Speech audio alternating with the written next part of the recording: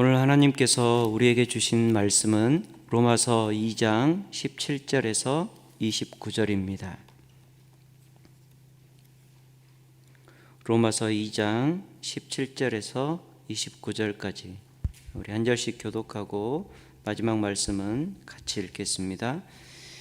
유대인이라 불리는 내가 율법을 의지하며 하나님을 자랑하며 율법의 교훈을 받아 하나님의 뜻을 알고 지극히 선한 것을 분간하며 맹인의 길을 인도하는 자요 어둠에 있는 자의 빛이요 율법에 있는 지식과 진리의 모본을 가진 자로서 어리석은 자의 교사요 어린아이의 선생이라고 스스로 믿으니 그러면 다른 사람을 가르치는 내가 내 자신은 가르치지 아니하느냐?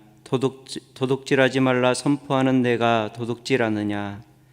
간음하지 말라 말하는 내가 간음하느냐? 우상을 가증히 여기는 내가 신전 물건을 도둑질하느냐? 율법을 자랑하는 내가 율법을 범함으로 하나님을 욕되게 하느냐? 기록된 바와 같이 하나님의 이름이 너희 때문에 이방인 중에서 모독을 받는도다. 내가 율법을 행하면 할례가 유익하나 만일 율법을 범하면 내 할례는 무할례가 되느니라. 그런즉 무할례자가 율법의 규례를 지키면 그 무할례를 할례와 같이 여길 것이 아니냐. 또한 본래 무할례자가 율법을 온전히 지키면 율법 조문과 할례를 가지고 율법을 범하는 너를 정죄하지 아니하겠느냐. 무릇 표면적 유대인이 아니요 표면적 육신의 할례가 아니니라. 오직 이면적 유대인이 유대인이며 할례는 마음에 할지니 영에 있고 율법 조문에 있지 아니한 것이라. 그 칭찬이 사람에게서가 아니요 다만 하나님에게서니라. 아멘. 로마서는 모든 인간을 먼저 죄인으로 정의하고 시작합니다. 그래서 로마서 3장 10절을 보면 기록된 바 의인은 없나니 하나도 없으며 라고 선언합니다. 이 말씀이 지금 이방인과 유대인들의 죄를 지적하고 있는 바울 사도의 신학적 결론입니다.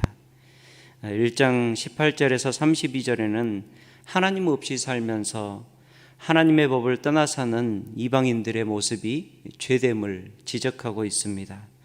하나님을 마음에 두기 싫어하며 하나님을 잃어버린 채 자신의 부끄러운 마음에 부끄러운 정욕에 그대로 이끌려 살며 하나님을 경외하지 아니하고 또 우상을 숭배하고 성적으로 타락하며 형벌로 따지면 사형에 해당하는 죄를 아무렇지도 않게 날마다 범하고 살아가는 이방인들의 죄된 삶을 지적하고 있습니다. 그러면 선택받은 유대인들은 하나님 앞에서 잘 살아가고 있습니까? 그렇지 않다라는 것입니다. 의롭지 않다라는 것입니다. 바울 사도는 유대인들의 죄를 지적하는데 오히려 이방인들의 죄를 지적하는 것보다 훨씬 많은 분량을 할애하고 있습니다.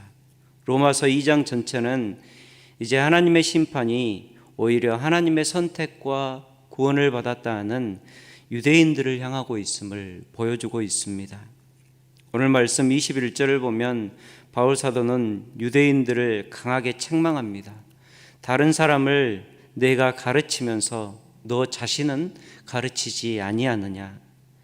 이 책망은 로마서 2장 1절에 남을 판단하는 사람아, 남의 행동을 판단하는 내가 판단받는 그 사람과 같은 일을 행하고 있다라는 책망과 같은 책망입니다.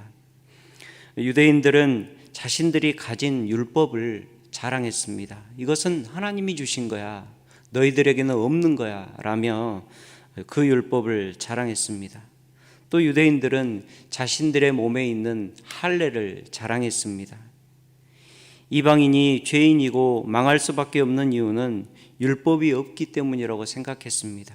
그들이 할례 받지 않았기 때문에 그들은 망할 것이고 그들은 구원받지 못했다라고 생각했습니다. 그러나 구원이라는 것은 율법의 소유에 있지 않고 율법의 행함에 있는 것입니다. 시내산에서 율법을 받았기 때문에 구원을 받는 것이 아니라 그 받은 율법대로 준행할 때 거기에 구원이 있다라는 것입니다. 그래서 신명기에서 모세는 이 명령을 지켜 행하라, 이 명령을 지켜 행하라는 이 말씀을 얼마나 많이 반복하는지 모릅니다. 율법을 받은 것이 물론 특권입니다. 하나님의 은혜입니다. 그래서 오늘 말씀 19절과 20절을 보면 바울 사도는 율법을 가진 유대인들의 특권을 맹인을 인도하는 안내자라고, 어둠 안에 있는 자들에게 빛을 비추는 자, 그리고 어리석은 자와 어린아이를 가르치는 선생으로 비유합니다. 특권이라는 것은 중요합니다.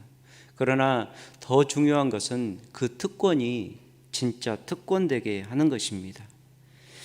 앞에서 함께 보았던 21절에 나온 바울 사도의 책망처럼 유대인들은 다른 사람을 가르쳐야 하는 선생이 되어서도 먼저 자기 자신은 그 가르친 대로 살지 않는 죄를 범합니다. 24절을 보면 자신의 가르친 대로 살지 못하는 유대인들의 그 모습 때문에 오히려 하나님의 이름이 이방인 중에서 모독을 받는다라고 말씀합니다. 여러분, 만약 세상 사람들이, 주변 사람들이 교회를 욕하고 하나님을 욕하고 예수 그리스도를 욕하는 소리를 들을 때 우리는 단순히 그들이 믿음이 없고 무지해서 그렇다고 치부할 것만은 아닙니다. 오히려 그러한 소리를 들었을 때 우리는 우리가 그리스도인답게 살지 못해서, 내가 정말 하나님의 자녀답게 살지 못해서 저런 소리들이 나올 수 있음을 생각하고 우리의 가슴을 먼저 칠 수 있어야 하는 것입니다. 오늘 말씀 25절을 보면 율법을 가지고도 그대로 행하지 못하면 내가 지금 자랑하며 구원의 표징으로 삼는 그 할례는 무할례가 된다라고 말씀합니다. 정말 두렵고 떨리는 말씀이죠. 특별히 성도들에게 말씀을 가르치는 자리에 있어야 하는 우리 목회자들에게는 더욱 두렵고 떨리는 말씀이 아닐 수 없습니다. 28절을 보면 바울 사도는 무릇 표면적 유대인이 유대인이 아니요 표면적 육신의 할례가 아니다라고 선언합니다. 겉으로 사람들에게 보이는 것이 중요한 것이 아니라 하나님께만 보여지고 있는 우리의 중심이 중요한 것입니다. 그래서 바울 사도는 로마서 2장 11절에서 하나님께서는 외모로 사람을 취하지 아니하신다라고 말씀합니다. 우리가 교회 다닌다고 해서, 또 세례를 받았다고, 직분을 받았다고 해서 진짜 신앙인이 다 아니라는 것입니다. 진정으로 예수님을 믿고 또 그 예수님의 말씀에 순종할 때만이 우리가 하나님의 자녀가 될 수 있는 것입니다. 그래서 예수님께서는 마태복음 7장 21절에서 나더러 주여 주여 하는 자가 천국에 들어가는 것이 아니라 다만 하늘에 계신 내 아버지의 뜻대로 행하는 자가 천국에 들어가리라 라고 말씀합니다.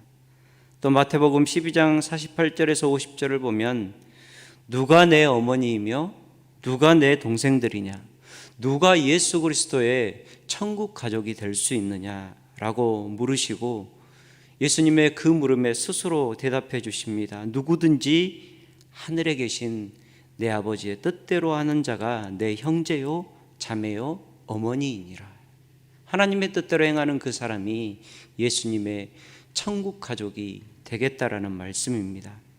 우리가 자칫 오해하면 로마서에서 이 행함이 마치 믿음의 반대가 되는 것으로 생각할 수 있습니다. 그러나 결코 그렇지 않습니다.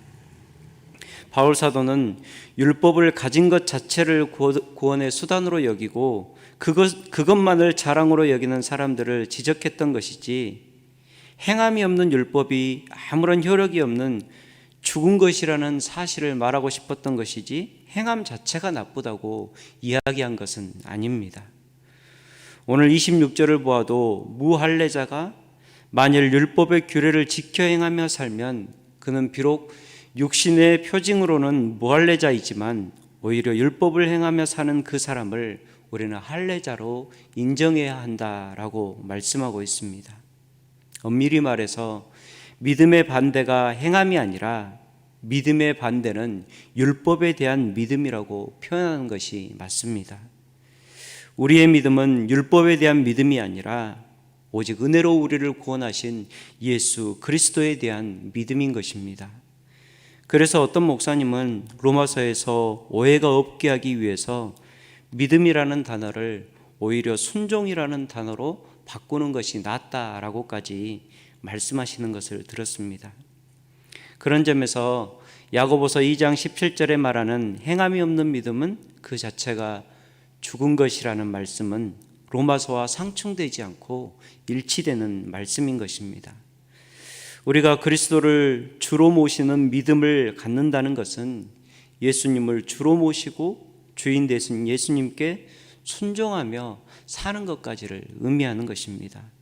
주인 되신 예수님께 순종하며 살아갈 때 우리는 완전한 믿음을, 성경에서 말하는 완전한 믿음을 소유할 수 있게 되는 것입니다.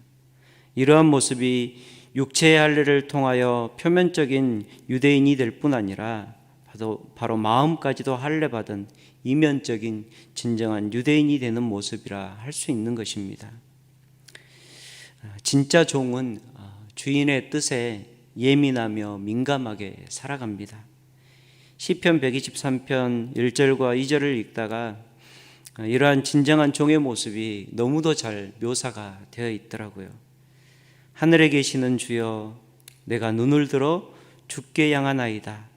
상전의 손을 바라보는 종들의 눈같이, 여주인의 손을 바라보는 여종의 눈같이 우리의 눈이 여호와 우리 주 하나님을 바라보며 우리에게 은혜 베풀어 주시기를 기다리나이다. 이렇게 말씀하고 있습니다. 공동번역 성경에는 이러한 종의 모습을 상전의 손만 쳐다보는 종의 눈처럼, 마님의 손만 쳐다보는 몸종의 눈처럼이라고 표현합니다. 사랑하는 여러분, 이것이 진정한 믿음을 가진 예수 그리스도의 종된 자들의 모습입니다. 오늘도 믿음 안에서 하나님의 자녀된 우리의 눈과 마음이 어느 곳을 향하고 있습니까? 우리는 오늘 어디를 바라보고 있습니까? 오늘 하루 다시 우리의 믿음의 눈을 들어 하나님을 바라보고 우리의 주인이 되신 하나님의 손끝만 쳐다보는 영적인 민감함이 우리 안에 있기를 소망합니다. 그 하나님의 손짓에 순종하며 오늘 하루를 살아갈 때 사람이 보지 못하는 중심을 보시는 그 하나님께 누구보다도 이면적인 그리스도인으로 인정받으며 살아가는 저와 여러분이 되시기를 주의 이름으로 축복합니다. 우리 함께 기도하겠습니다. 하나님 아버지, 우리에게 믿음 주심을 감사합니다. 그러나 내가 가진 이 믿음이 진정으로 복이 되기를 소망합니다. 내가 가진 이 믿음이 진정으로 믿음이 되기를 소망합니다. 오늘도 내가 가진 믿음의 외형만을 자랑하는 인생이 아니라 순종으로 내가 진짜 믿음을 가졌음을 하나님 앞에서 드러내며 사는 우리가 되기를 소망합니다. 성령님 인도하셔서 우리의 믿음의 눈을 들어 오늘도 하나님의 손끝을 바라볼 수 있도록 감동하여 주옵소서. 오늘 하루를 하나님께 온전히 맡겨오며 살아계신 예수님의 이름으로 기도합니다. 아멘. 하늘에